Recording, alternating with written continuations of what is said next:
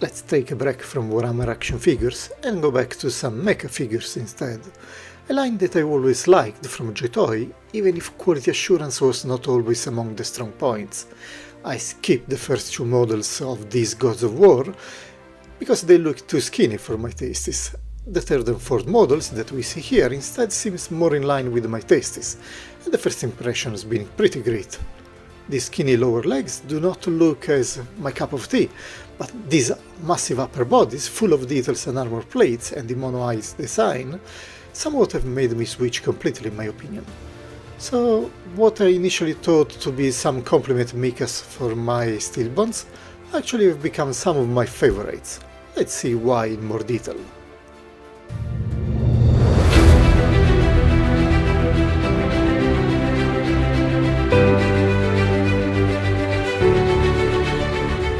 Since both mechas have similar packaging, let's only look at the O4, labeled Heavy Firepower Defense Mecha. Within the card box there is an ever-protective clamshell and the ever-present instruction leaflet. I see that this time JOYTOY is providing rigid hands, giving up the fully articulated ones.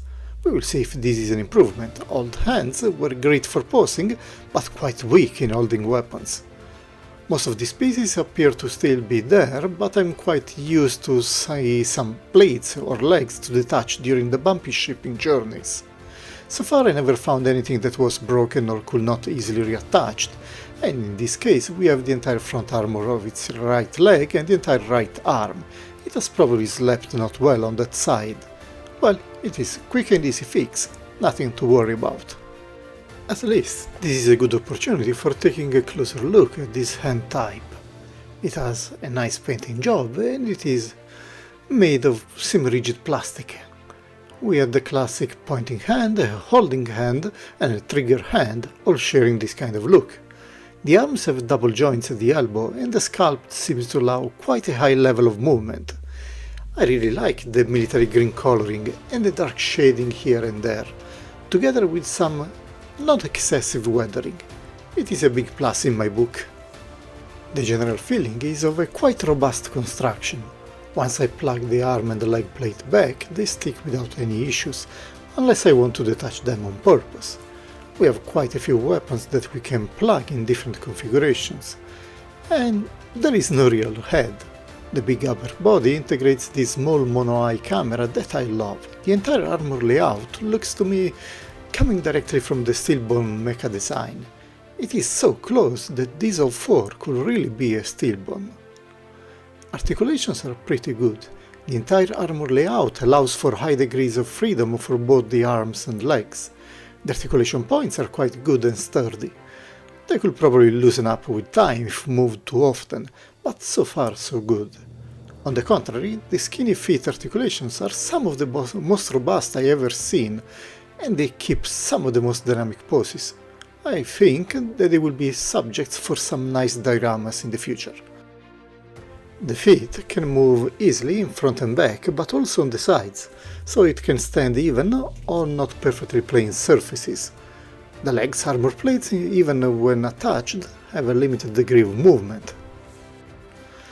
The upper and lower body parts can rotate, but forget the 360 degrees because of the armor plates and the mechanism that block the movement. Not a big deal, since I don't usually pose my mecha backward facing. While the hands are fixed, you still plug them on the arms through these small ball joints, which means that you have additional level of freedom when posing or trying to make them hold their weapons, like in some aim and shoot poses. The hands stick in place, but can also be easily swapped with just a tiny little effort. In addition, there is this servo arm that can be plugged where you like, but by default it should go to the back. For example, to simulate some kind of auto-loading mechanism for the weapons. It is completely optional. The rear weapons are a classic Gatling gun and two additional machine gun-like weapons of different sizes. Starting from this fatty and cute mix of a pistol and a real machine gun, and then moving to the longer assault rifle-like weapon, and finally closing with the Gatling gun. All weapons share the same painting and can be plugged on the body or handled by hands. I love the Gatling gun, so I will use this for my show. The tiny 1/25 scale pilot makes me think of more of an infantry soldier, but he has quite a nice design. I'm sure that a lot of people will like him. But for me it is too tiny to be manageable. I want my mechs to either stand alone or provide heavy fire support for bigger 118 soldiers. Let's now have a quick look to the O3, which is the high mobility type. He has a rounder armor design, but it is not less bulky. And we can use it to show the cockpit opening and internal layout, which is virtually the same of the O4 that we have just seen. You have this hatch for the pilot if you want to pose him as a tanker, but everything else is pretty much the same. You can open and close it as it is needed. Aesthetically we have this different space blue color, with again another grit shading and light weathering.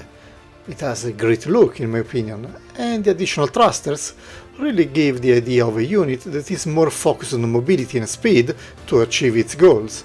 The mono-eye camera is still present, but it is of a different type, which is a larger lens instead of a red, laser-like ball-mounted one that we have seen for the O4.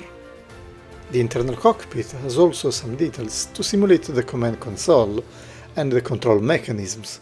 You can spot them when opening the entire cockpit or just looking at them from the hatch. Overall, it has a very different style from the O4, but it is also clear that it is based on the same basic endoskeleton. The weapons loadout is also different.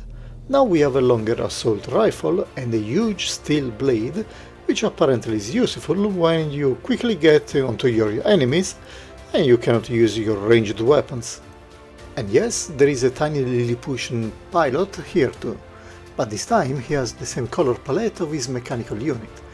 Which one is better is only a matter of taste, but I personally like this last blue guy more because of his cyberpunk-like helmet design and the slicker body armor. Besides this, there is nothing to add. Too small to be useful for my display ideas, sadly. And finally we can put them side to side, at least on the screen. And we can admire the differences and similarities. They roughly are the same height and sides, with the O3 sporting that rounded armor layout, which is quite different from the more edgy design used for the O4 on the left. I can't really say which one looks more heavily armored. To me they all look quite bulky, with perhaps a slight advantage for the O4. If we consider the firepower, the latter wins hands down. He has 3 guns, and I would guess that those triple pods on the arms are some missile launchers, but they cannot be opened, so it is only my speculation. The O3 instead has those big thrusters on the back that probably allows him to have an extra sprint or jumping power when moving on the battlefield. In my case I decided to have the blade resting on the side, since I like to imagine him rushing among explosions to reach a new firing position. And when looking for some other mecha to compare, the first option is the Stillbone in sand colors. There is a striking resemblance with the O4 for the torso and weapons, but all other details like arms and legs look quite unique for this one. The Stillbone comes with a long rifle and 2 shoulder-mounted Gatling guns, but like the O4 you can decide for a completely different configuration. You can even mix and match parts between the lines, but I think that a color combination would be a punch in the eye. The Stillbone has also the fully articulated hands that were the standard feature for all JOYTOY mechas so far. I guess that we can say goodbye to them.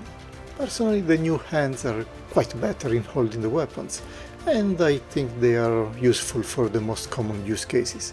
So for me that is an improvement, but of course your mileage may vary. I have another couple of Stillbones to compare, the O5 and O6, check out the reviews.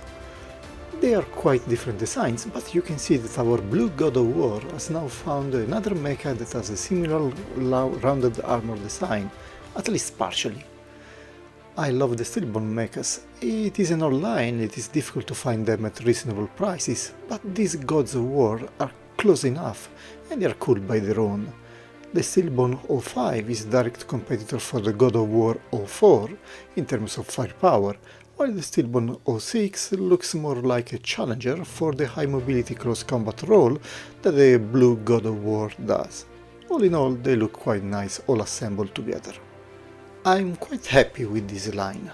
I was initially fearful of getting something not on par with the quality of the other JOYTOY mechas, especially the Stillborns, but I was wrong, and I'm happy for that. Both have their distinct traits, a very pleasant mechanical design, very good construction, an excellent paint job, no quality control issues, and they have great posing options despite having now these rigid hands. I particularly appreciate the articulations, that even when not ratcheted, they are quite good. You can change the position easily and they will keep it. And with some careful balancing, you can also make them stand on a single feet. In fact, I think that in a future video I will show you a couple of dioramas bases that I created for them, to see if I can make their cool design pop up a bit more. I can only recommend them to you. They're really some of the best products I've seen in the JOYTOY mecha line. Beautiful, well made, and not even crazy expensive. What else do you need?